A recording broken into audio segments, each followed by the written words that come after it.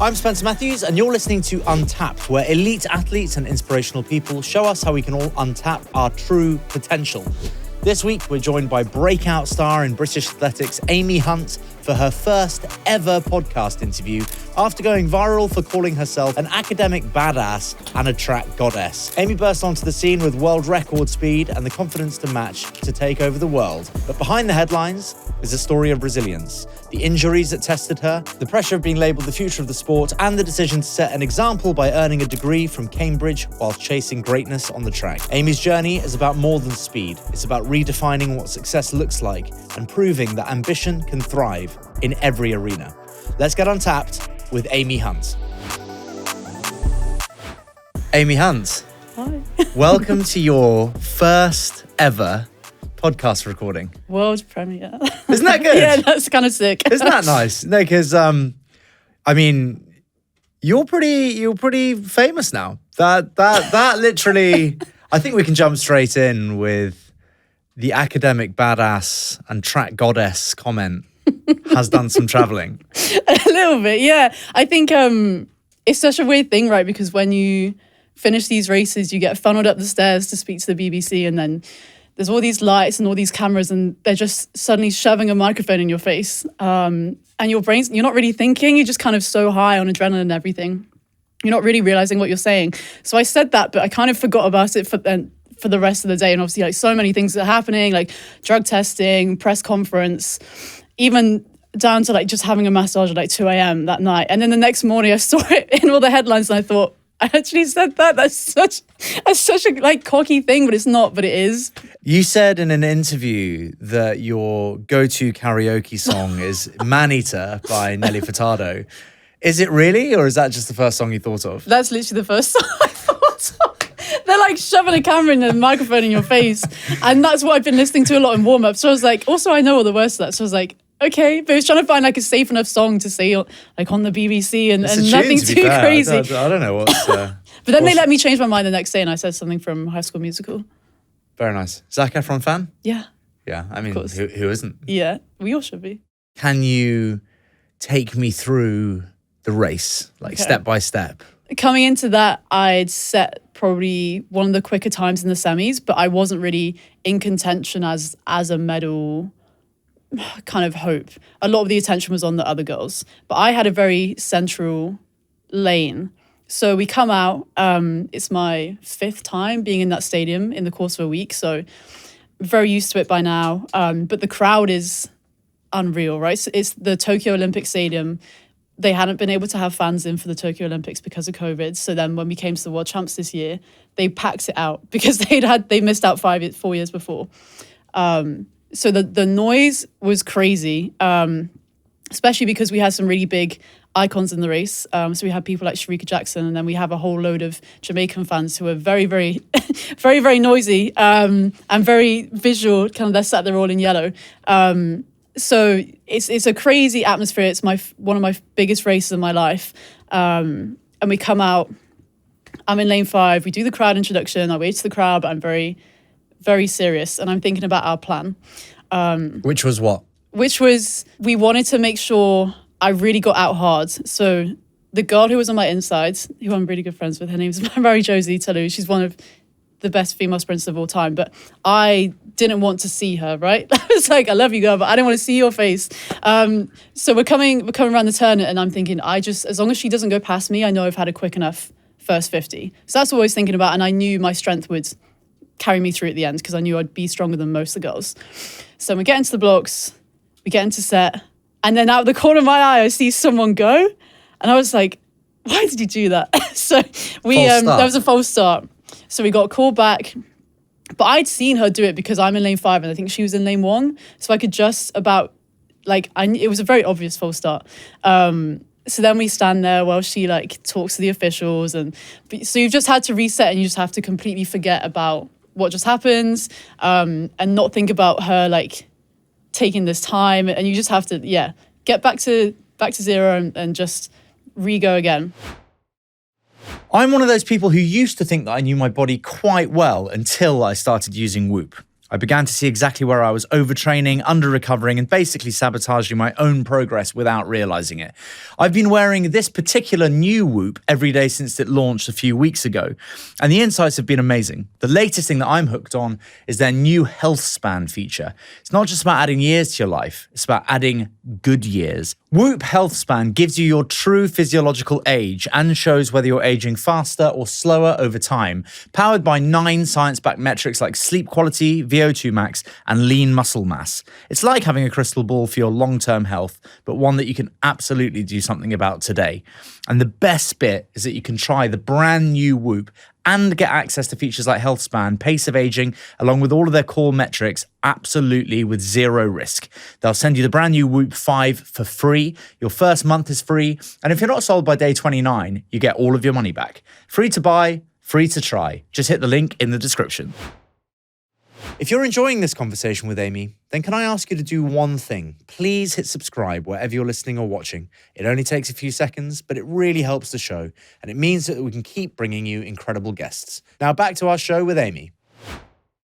Can you try and explain the feeling of just being in the blocks, ready to go, biggest race of your life, loads of famous competitors on either side? Is anything going through your mind at all other than get out hard and hit a great start? Are you thinking about a person or a song or anything? What is in your head? So we have a lot of time before the race, especially at these champs, that the core room period was very, very long. So throughout that kind of like 50 minutes, I'm playing songs in my head, and the one I was really listening to was Alter Ego by JT and Doechii. So that was like a big one for me in the core room. But then by the time we're on the track, I'm just thinking about the plan as such, and I'm just trying to get in the most aggressive mindset. So there's a lot of swearing going on in my head. I'm kind of speaking out loud because I wasn't one of the medal contenders maybe at that point. The cameras weren't really on me. So I'm just stood there mouthing like, go and effing kill them, like, to myself all the time. And I'm thinking, thank God the cameras aren't on me. Because I was just imagine if like it did just like pan onto you. And I'm just going, that's what I look like. I looked so intense, but I knew the cameras weren't going to be on me, so it was fine. But I was just thinking, oh my God, I look like a crazy girl right now. Because I'm just trying to get myself in the mindset as possible to just think pure aggression, like absolutely no fear, just get out and be as powerful and as aggressive as you possibly can. Do you make noise when you run? I don't think so, but some of the other girls do. Do you grunt or anything? No, but some of the other girls do a lot. Like they'll be coming out the blocks and it's like, like it's a lot. And they know who they are. I can imagine like a good grunt. Like a like a kind of bully kind of grunt. Some people do. I don't think I do. No, because I've never done it in practice before. Oh, I'd be but maybe something needs to start. I'd be a noise. I think I'd make noise. Yeah, like tennis player kind of like. Yeah, like those it's more kind of annoying. Like if someone does it, I'm like. The tennis player noises are annoying. They're like kind of. Yeah, they're weird. No, I'm talking about like kind of animal. Like, because you're just, I know what you mean. You're just trying to rip through the ground, essentially, right? It's like it must be so exciting. It is. I think it's one of the most fun things. Like every time I went away after a heat or a semi, and then came back the next day to the final or something, I just wanted to get back out on the track so much. It's just such a fun experience, even though my face didn't look like that. It's such a fun experience, but. It's weird in the 2 because you're obviously starting on the turn, so you're all a bit separated. Whereas in the 100, you're all in a line, so you can hear and see what everyone else is doing. And I'm not the only one that talks to themselves on the start line. There's a lot of other girls that like will say stuff and little kind of quirks that people have, and some people try to be annoying on purpose. Really? Yeah. But like, and there's some things that I do that I know is annoying to other people. Like I really take my time. I really want to be one of the last people getting into the blocks because I don't like sitting there, because some people get settled really quickly. So when they say on your marks, you get in the blocks, and some people then on their kind of hands for ages. But I don't want to be in that position where I'm having to think like, when's the set going to come? When's the set going to come? When I want to be like the last ones, and it's like set, and then I raise. This is giving away my secrets. I raise really slow because then some people when they hear set, they immediately go up. Now But that I know then your secrets, when we race, I'm going to beat you. you're going to do, Yeah. you can think that. No, I'm kidding. Do you ever look around when you're in like an Olympic stadium and pinch yourself a bit? Or do you feel like you belong there? Do you ever feel like a bit of an imposter? Are there any other famous athletes from Newark that I should be aware of? I don't know. I don't think so. I feel I like don't you're think so. like the only person to have come out of Newark and done something on like a world athletics stage. You were Could be wrong, obviously. Yeah, no, I think so. I think so. I think it's something that I definitely used to think about a lot more. But I think now that I'm coming into my own and I'm a lot more confident when I get out onto these kind of stages and into these stadiums, I just feel so excited to be there. Like I really love racing. I really can't overstate how much I enjoy just the act of going out in front of the biggest crowd and running. It's almost so primal that I'm just there and I'm about to run as fast as I possibly can. Like that's it. Like when you really think about it, it's very simple. And all these people have come here to watch you and they're all inspired by you. They're all like happy to see you win and that everyone's cheering for different people. So I think it's just an enjoyable thing. I never feel like I don't belong there. Especially because by the time we get to World Champs, you've proven that you belong there. You make your own luck as you move through the round. So however fast you did the round before determines what lane you get for the next round. So I always feel like I've definitely earned my place here. I belong here. But I do sometimes like feeling like the underdog. Like I really want to pull an upset and like, obviously like at the World Champs, I really wanted to be like, yeah, no one's talking about me. Like, let me show why you should be talking about me kind of thing. Let's chat about your career. You're obviously very young. You've achieved a huge amount already. In your fifth ever competitive 200 meter race, you ran a 22:42. When did you realize that you were blisteringly fast? I think kind of when I was a kid, right, in primary school, I was always racing the boys, like every kind of playground time, like every lunch break. I was in every single sports team when I was in primary school, and I think it probably annoyed some of the other kids' parents because I was just in every team, football, rugby, hockey, like everything. So I just always knew that I was kind of like naturally talented, but more that I kind of enjoyed it, and I was so unbelievably competitive was probably the overriding thing. I just wanted to beat the boys and like do well for the school. And then as I kind of grew up, my parents started taking me to like different sports clubs. So I actually I used to do triathlon when I was a lot younger, which I hear is something you're potentially about to get into. It was really, really fun. But then I found I was like not so strong in the swimming and I was catching everyone up on the running part. So I was like, oh, maybe I should just stick to the running. Went to an athletics club and just like the first year of being at a track club, I ended up top of the UK rankings for my age group. And I was like, I think I'm going to go do this 200 thing now.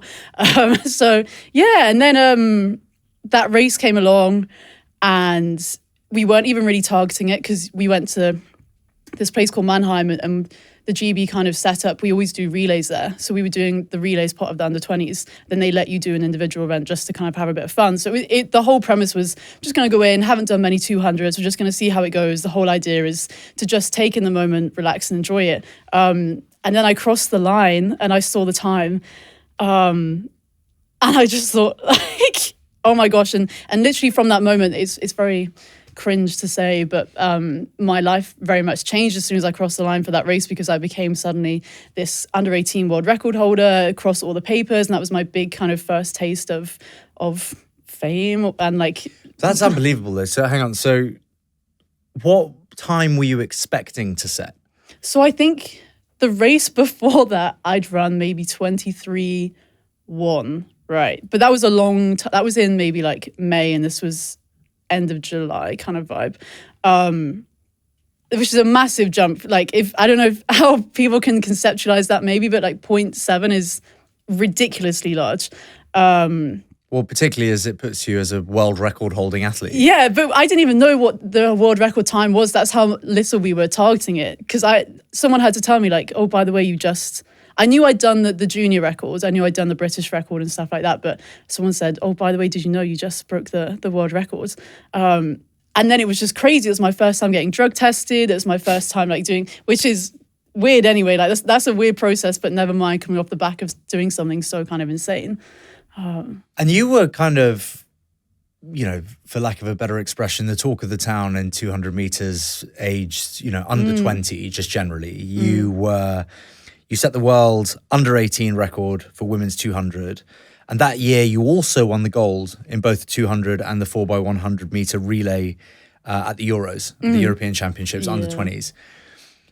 At that stage at that early stage in your career, are you feeling like you're going to be the fastest woman on earth? I was like, life is great. I think I was kind of a smartish kid. So I remember saying to people at the time, like, I understand this was a massive PB and I might not be able to get close to it for maybe like 1 or 2 more years. So I did have that kind of maturity to say, you know what, this was a big thing. I understand that like it might then take a few years to like catch back up to this level. That is a very mature view. But why is that? So when people generally in sport and even amateur athletes like myself, say, for example, do something that is unusual, right? So like you go out and you run a much faster 5K than you've ever ran before, and you can't really put a finger on why that is, and then you struggle to replicate it. In your particular case, it's even more impressive, shaving nearly a full second off, your previous time. What is that? Is it just perfect conditions? Is it your mental health is in phenomenal order and you're feeling fit and it's the right crowd and the right conditions? Or what are the factors that lead to a truly phenomenal experience on the track? I think it's a lot of what you've just brought up. So some of it was the conditions for that race were almost as perfect as you can make them. We had so we have limits on how much tailwind you can have, and it's up to 2.0 meters per second. We had a 1.8 meters per second tailwind. So I had a nice little bit of push down the straight. It was ridiculously hot that day, but it was in Germany, so it wasn't too like humid. The air wasn't too heavy. So for us sprinters, we kind of like it to be as hot as possible. And then, I went into that race kind of feeling like I was just there to enjoy it. I was just there to have fun. There was no pressure on me. So I think I kind of understood that things just aligned very much in that one moment for me to be able to take that step up and produce something my body had never kind of seen before. So I understood that, things just aligned so perfectly in that moment. But even I'm capable of doing that, so I will then do it again, but it might just not be like the next race I then shave another like 0.7 off. Did you know it was happening as you came out the blocks? I think it was such a weird one because like I'd lost a race to the girl on the outside of me like a year before.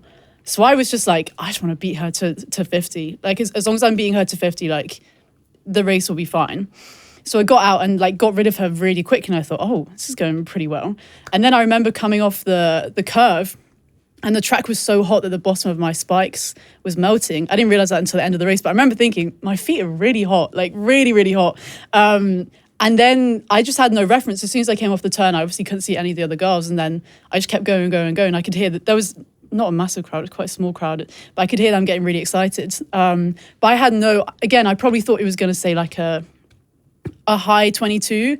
So then when I saw 22.4, that's why there's all these pictures of me like this. And I was just so shocked. And I think I didn't really know how to like process or handle that. Between your career as a junior and becoming just a senior athlete, competing with, incredibly famous faces from all around the world, that transition was disrupted by COVID. Yes. And an injury? And an injury and a big fat uni degree. So I did this. This is where the academic rock star comes in. This is where the academic badass comes in. But so I did all these crazy under 18 performances in 2019. So obviously I thought, life is going to be great. I'm going to go off to uni. So then I started my degree. I was planning to start my degree in 2020.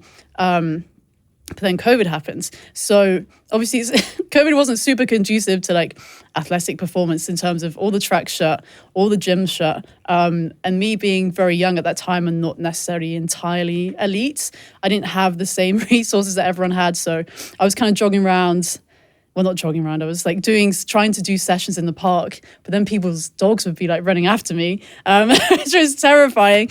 And I was trying to just like keep things going as much as possible. And then I did manage to have a tiny little like my first taste of an international season. I flew to Doha. I flew to like Poland. I did a couple races on the circuit, as we called it, kind of that year, which was nice because I got a taste of what like proper professional athletics is like.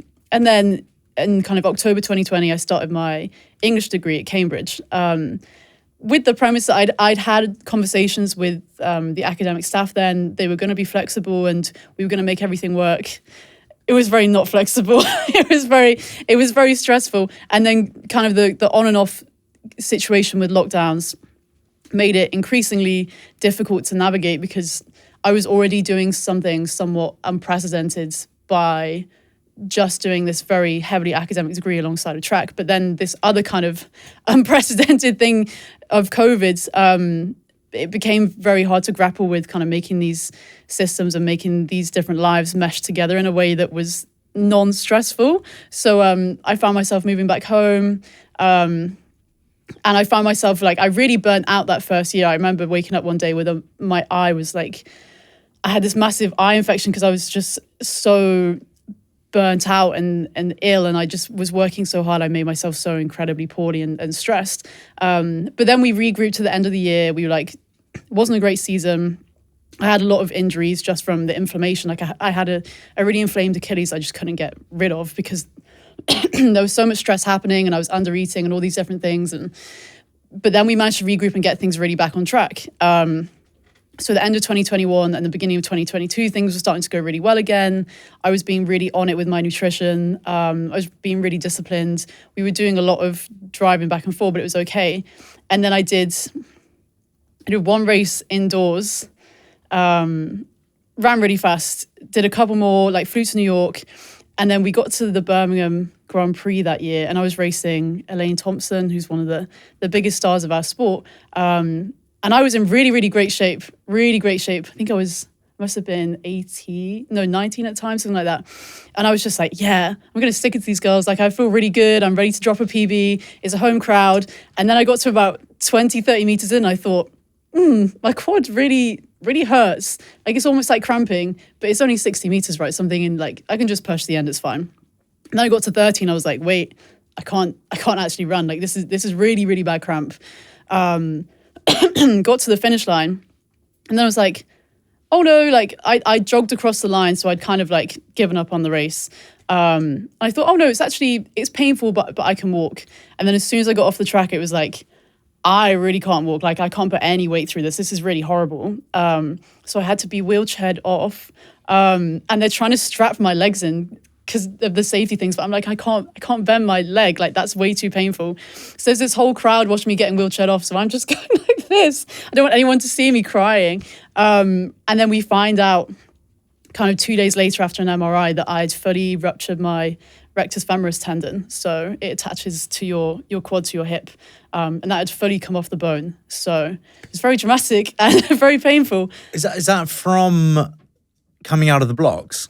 It's more like upright running. So it's actually not an injury that many people in athletics get. It's an injury that a lot of people in rugby and football get because it's sort of from that kicking motion. So it's from having your quad so far back and then bringing it with a lot of force kind of through. So there was only like 2 or 3 different sprinters who'd had it. But it was mostly from other sports. So we had some sort of blueprint with how to do the recovery and the rehab, but it was also a somewhat unprecedented thing, especially in someone so young. And then, as I've said, I'm really not a fan of needles or medical stuff. And then I had to do this big operation, which was, I think it's probably one of the hardest things I've ever done because I'm so afraid of anything medical, anything kind of scary, injection, whatnot.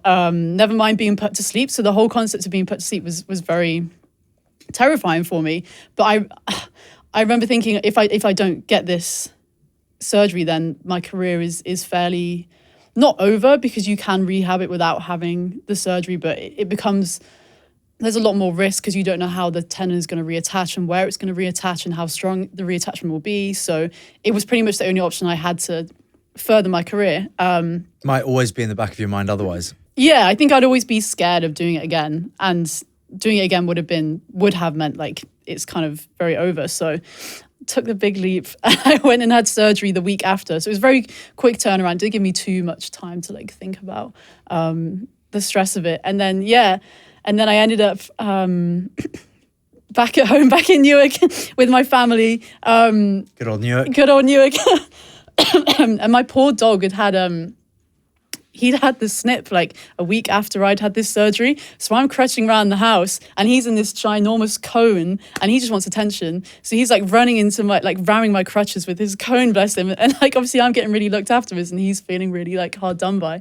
But yeah, I was like this 19-year-old girl and I couldn't bend my leg and our shower has like a step up. So I've said to people, even in the last few months, like one of the big things I remember from that was my mum was having to physically lift me into the shower as like a grown kind of nearly 20-year-old girl and just to be able to have a shower after that surgery. So it was a big kind of collective family effort for us to come back from that. And it was and then it was obviously this entire time my degree's happening alongside of it.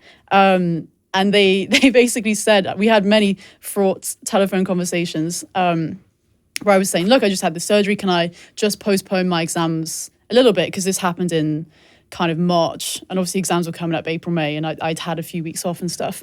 And they said, oh, you can only restart the year completely or you can just carry on and do it as normal.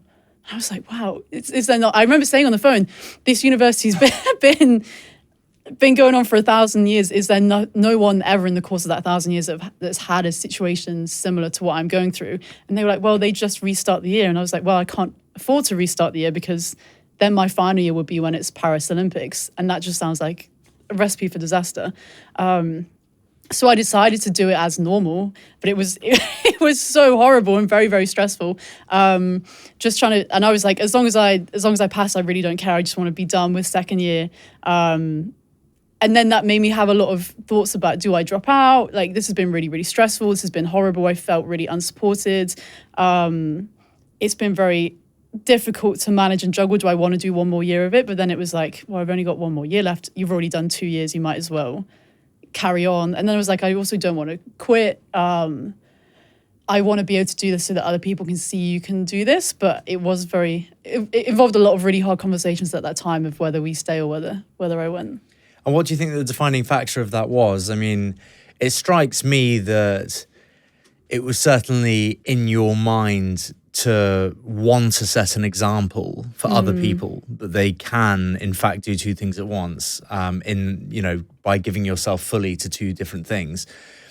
It's often the case in interviews in here when I'm interviewing elite athletes that something had to suffer for them to get to where they were, whether that be family, friendships, education, whatever that might be. And it seems that you're really trying to break the mold of that. Do you think if you hadn't been injured and that COVID hadn't happened, that you would have stayed in school?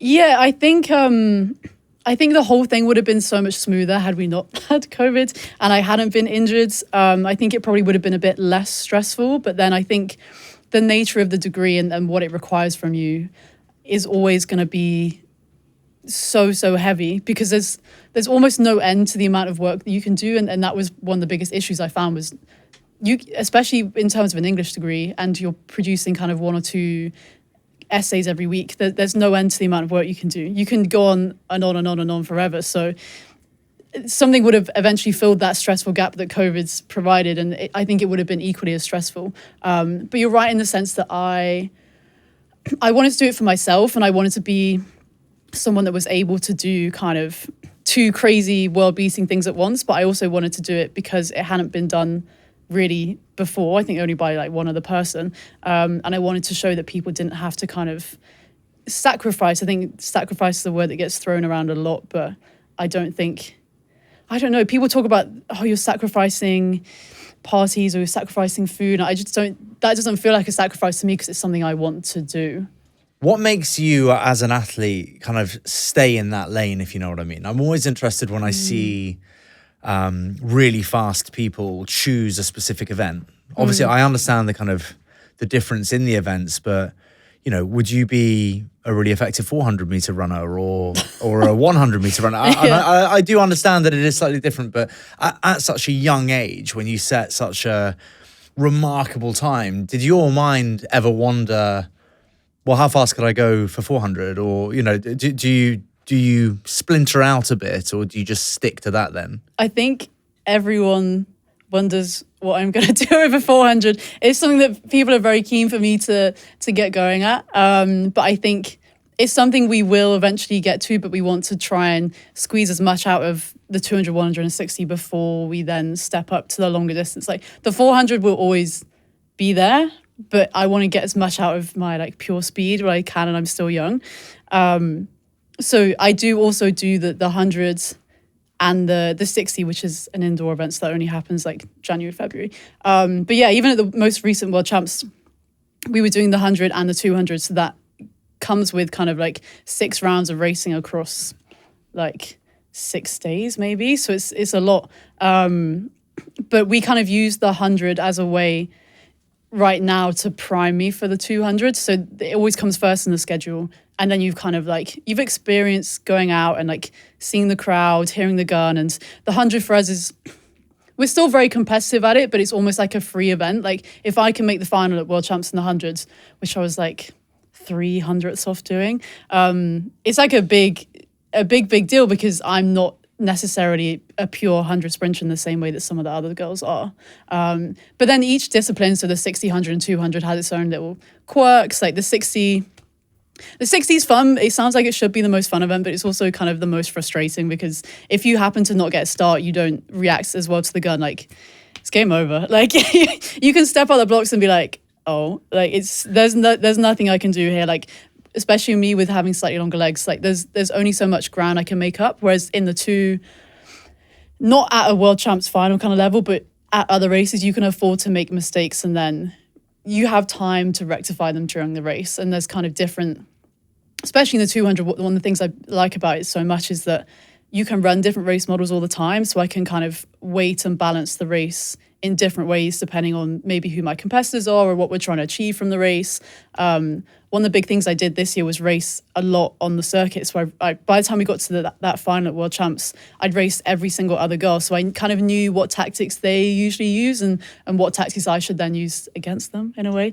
So that's interesting. I knew that race strategy was important in a 400 or obviously in an 800 or anything longer. I did not realize that the 200 was anything but just going 100% flat out.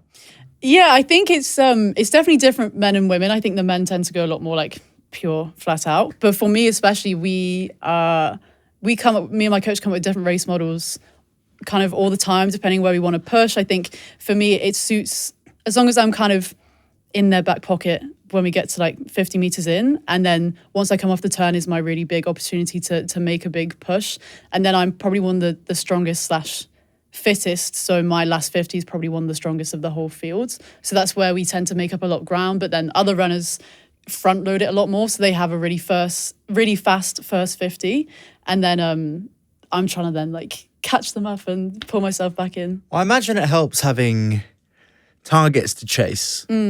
Obviously if the targets are really far ahead, then it would work in the opposite way. I've done that sometimes. I've come off the curve and been like, I'm giving myself way too much work to do now. Yeah.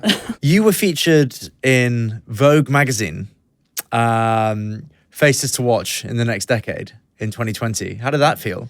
As a 17-year-old, it was very crazy. I remember me and my mum got the train down to do this photo shoot, and then we rocked up and Jacob Elordi's there. And I'm trying to like play it cool, but I'm thinking, oh my God, this guy's so attractive. This guy's crazy. And I'm there and there's all these gorgeous clothes. And it was probably the first time I was getting my makeup done by a professional and getting my nails done and my hair.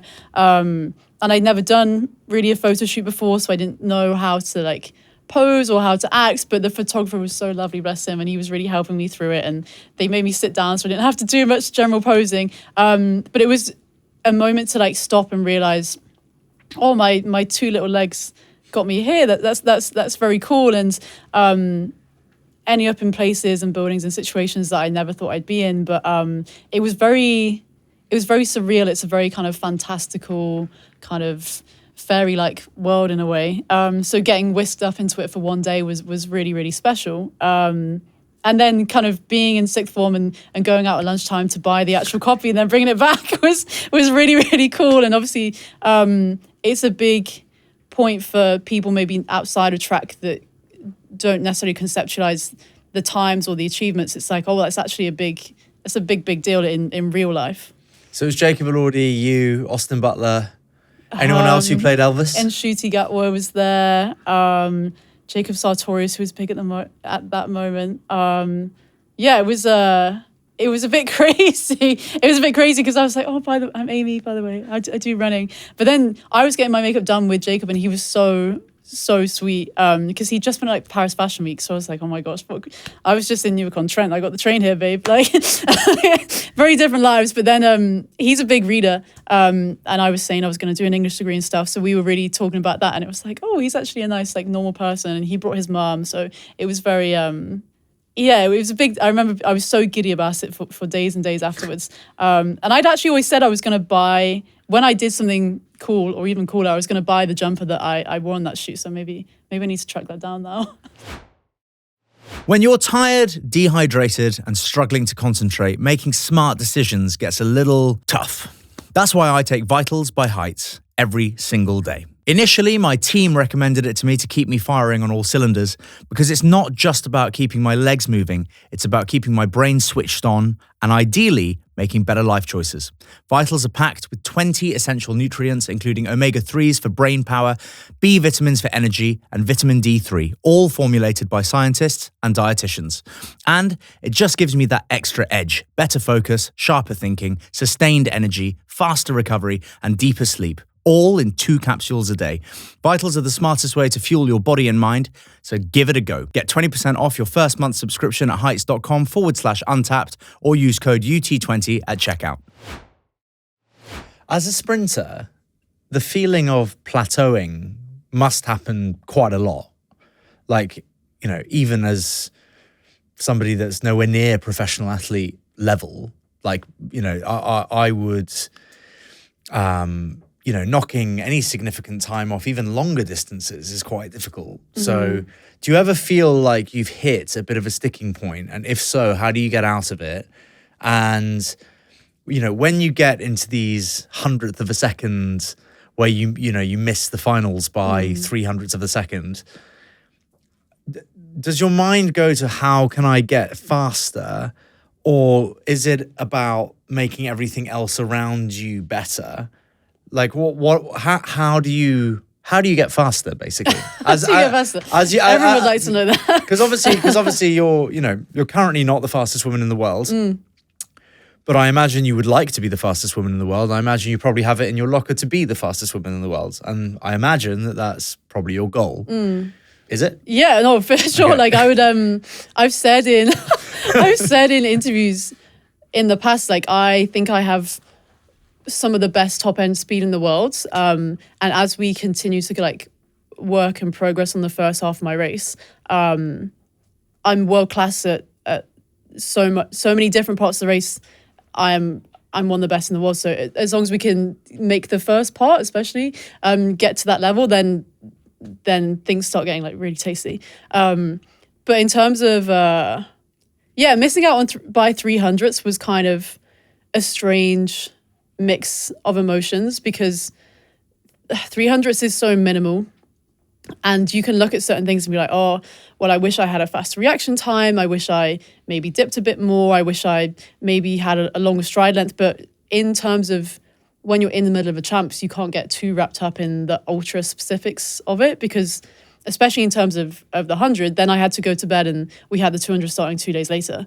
So that all happened, but I had to deal with that emotion and that kind of all the happy and sad emotions of coming 9th in the world and then move on to a completely different race with different girls in 2 days' time.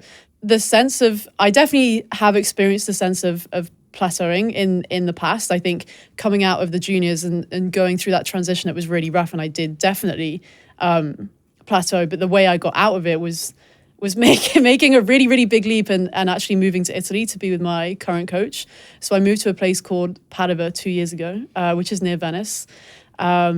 Completely new coach, new setup, new way of training, a lot more intense, a lot more mileage, completely different language, different food. So I found that the way to break that cycle of feeling like I wasn't achieving what I had the potential to achieve was just by radically changing everything in my life. I changed where I lived, the people I trained with, the coach, my agents. Like, I just completely reworked everything. So I was living a new life, essentially. I feel like that's good advice to get out of a plateau. Just change the environment that you're in. Massively change the environment. That's interesting. I've never heard that before, but it makes a lot of sense. Like, if you're doing the same stuff every day, if you're eating the same food, and if you're running the same sessions, why are you going to get any faster? Expect anything to change? Yeah, you have to change. So in order to facilitate change, you have to enact the change yourself. You can't just expect it to happen without actually doing anything to work towards that.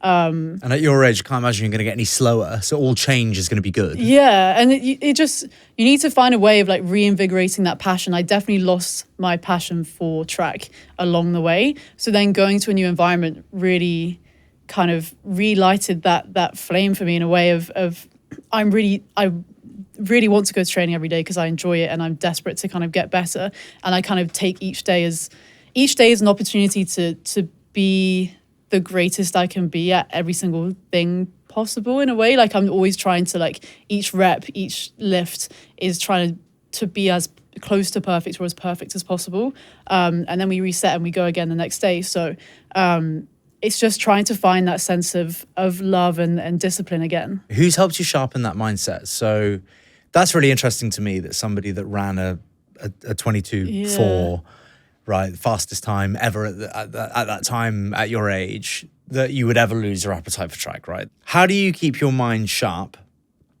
and how do you keep your focus, and who helps you with that?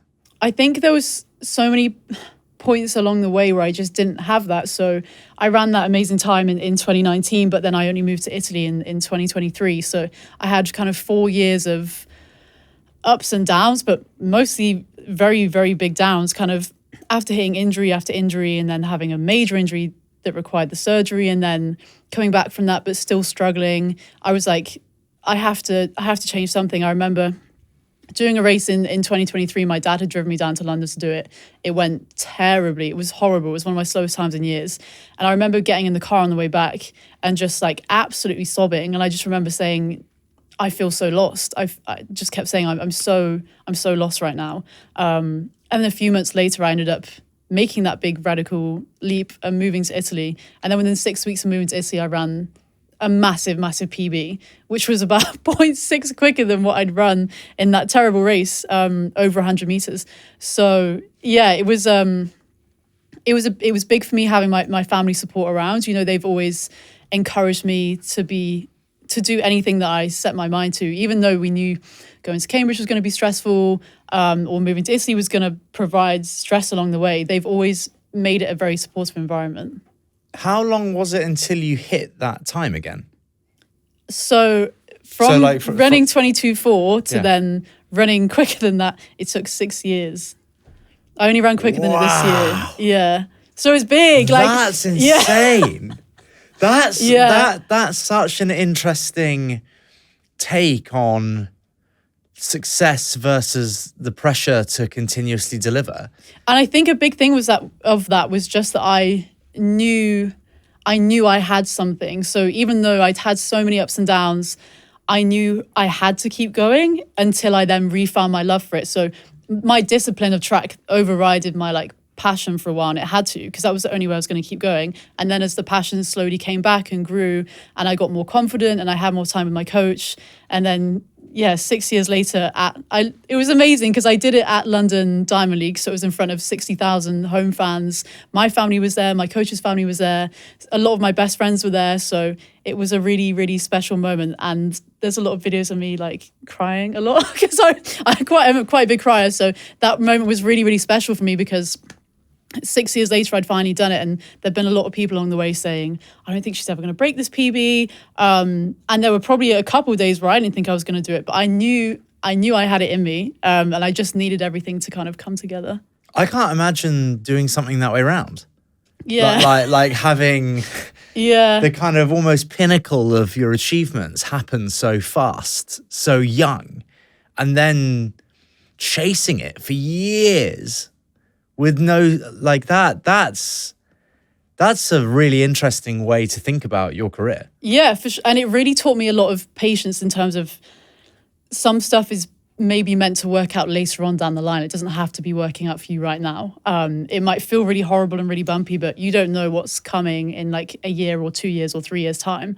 And it taught me to have such utterly radical faith in myself. I think I now have such a strong sense of belief in myself and my own abilities that is completely unshakable. Like no one can tell me that that's not true, because I spent 6 years kind of like plugging away and finally getting there. It's like, if I can do that, then I can kind of achieve anything. And that took 6 years and it felt really long at times. But then when I look back, it's like, it's long, but 6 years is not that long in terms of a lifetime. So did you ever question the time in the first instance? So kind of when you were being disciplined and you'd moved to Italy and you were doing everything you could and really working towards your goals, and by the way, winning like lots of other stuff. Like, did you ever think, hang on a sec, that previous time that I said, it's wild. Like, you know, is it real type thing? I remember saying to my coach, Marco, I was like, that kid was really quick. Like she was quick. But that's crazy, because like it must have been, even when you were doing well, you weren't hitting that time. It put it really into perspective. I was like, I appreciate it a lot of the time, but in the last 2 years, I've really come to appreciate how crazy that was. I think that time would have got me 4th at this year's World Championships. And the year that I ran it would have got bronze at the World Championships. So I've really come to peace with how crazy it was as a senior. I would have come 4th this year with that time. Like it's ridiculous. I appreciate it was good at the time, but yeah, only now I was like, damn, that girl, she was crazy. And then every single race where I'd be close, I think I did one race this year where I was 300ths outside that time, and I was like, I just got beaten by 17-year-old me again. But it's also like keeping that love for myself and that appreciation of like, yeah, I was really good, but I'm now better. I just need to like bring it together. But ever since I broke that time, I've now done it. I've now broken it like 5 or 6 times in 1 year. So I just needed to get through that barrier, and then everything was fine. And what do you think that is? Is that a boundary that you've just broken now, so it's just achievable to you? Like what does that say about your perception of what's possible? A lot of it is mental, right? So it's like, I finally did it and it proved to me what I already knew. So I knew I was quicker than it, but the results weren't necessarily showing it. The times on the track weren't showing it. So finally doing it, and by quite a bit. So the PB was 22:42 and then I ran 22:31 at London. It was confirming. It was such relief to know that I wasn't like crazy. Like I am quick now. Like I'm quicker than 17-year-old me. So it was a big moment to be like, my hard work is paying off, and things are starting to like coalesce and come together. But then some of it is kind of like in the sense that then that allowed me to get in better lanes. So although I was quite quick last year, I was always in the worst lanes, which didn't give me the opportunity to get a good time. So there's the mental side, but there's also the very practical side of that then put me in a group where I was one of the best 200 runners in the world. So I was starting to get invited to better things in better positions. It's making me think of, you know, for so many years, tens of years, if not hundreds of years, nobody could break a 4-minute mile at all. Yeah. And then, you know, Bannister comes along and does it. And then all of a sudden, loads of people can do it. And it's just kind of like, it just took that, human beings can run this. And then, you know, all of a sudden. Because I wasn't doing anything different. Like I was doing what I've been doing for the past 2 years. And then this one race, I finally managed to do it. And I actually ran the race really stupidly as well, because I got so caught up in the crowd and like it being a home meet that I really gunned the first 150 way quicker than we'd ever done. So then the last 50, I was like, oh my God, this is horrible. Like, so I ran it like a complete idiot. But that just, even doing that, I was like, that just shows that I'm capable of even more, because I just ran the most like unevenly balanced race. And yeah, then once I got past it, it was like, oh, now I've got a solid group of times below that time. It's like, okay, I can definitively say I'm faster than 17-year-old Amy. So you have another World Championships before the Los Angeles Games, but I mean, the Olympics is the Olympics, right? Mm-hmm. Are you going to win in Los Angeles? Yeah, for sure. The aim is The aim is to get 3 golds. That 100, 200 relay. That would be really, really cool. Yeah. The 100, 200 and 100 meter relay. Yes. 3 golds. Very heavy neck. But Hey, that's the plan. nobody wants that more. Well, I was about to say nobody wants that more for you than us, but I'm sure your family probably do. Yeah, maybe you want it for yourself more than we do. But we will absolutely. I can't wait for that. By the way, we've been so lucky with guests. We've got quite a few guests who are going to be in LA. Who are going to be in LA. Yeah, no, we'd love to go. We've had. I feel like it's going to be the most sick games ever. Like proper. I'd love to go. Social media, like. We should also, go. It's funny because like the Olympics is the only thing that people outside of track tend to like care about. It's the only thing that has like social currency in the real world. Like the world champs, not everyone in the UK is sitting down to watch the world champs. But then even the other day I was watching a TikTok that was like, when the Olympic comes on, all I care about is sitting down and watching the dressage and the shot put. And I've never seen these people before, but suddenly I'm rooting for them. And it just shows that like people really care about the Olympics. It's a big deal. So to do well there kind of means a lot. I think it's a remarkable thought to win gold at the Olympics. But I mean, I can't even imagine what it's going to be like for you lining up in LA. It's so exciting. Like I'm excited for you. We barely know each other. I just think it's so cool. I visualize it all the time already, to be fair, because like the stadium is insane, and we have all the visuals from the last Olympics there, and with the Rocket Man and everything. So I'm already like very much excited about it, and sometimes I will like make playlists based on like where I'm going to race, and it will have like a strong influence of that place. So I'm already kind of starting to curate that LA playlist for when I'm visualizing LA and stuff. So yeah, it's definitely already on my mind a lot. Well, good luck to you, and we hope you do really well. We will be watching, if not from the stadium, from live from lowly London.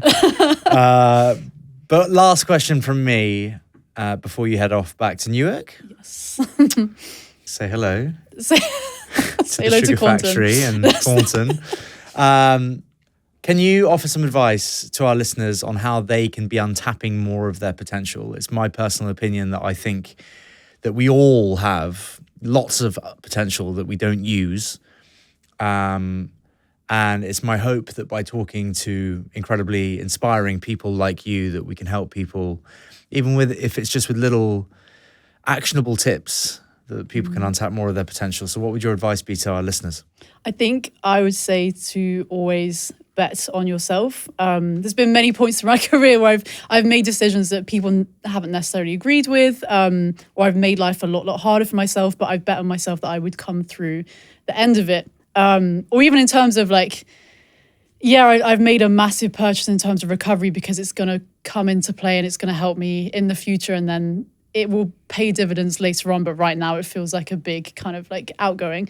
But you always have to bet on yourself and maintain that kind of radical optimism and that like crazy self-belief. Just having that sense of like, I'm always going to win. I'm always going to come out of this. Allows you to take more risks, and then they're going to pay off in even bigger ways. Academic badass and track goddess. Thank you for joining us. Thank you. Thanks for listening. Don't forget to subscribe if you haven't already. That way, you're guaranteed to be the first to hear of our incredible upcoming guests. And trust me, you do not want to miss them. Thanks again, and see you next week.